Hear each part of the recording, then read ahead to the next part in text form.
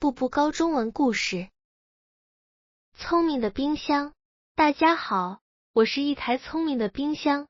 从外面看起来，我像一个普通冰箱，其实我还会做很多事。每当你把新鲜的水果、菜、肉放进我肚子里的时候，我能看见它们是什么，我会记得它们有多少，什么时候进来的。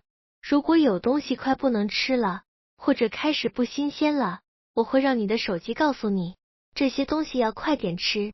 我还能听你说话，你只要对我说，冰箱，今天晚上吃什么？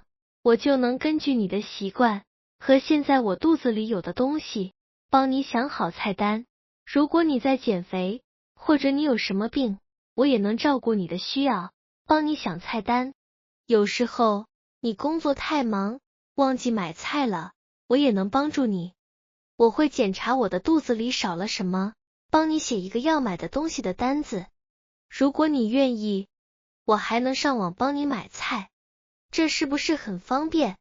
我虽然不是人，但我已经不只是一个冷冰冰的箱子，而是一个了解你、能为你服务的朋友。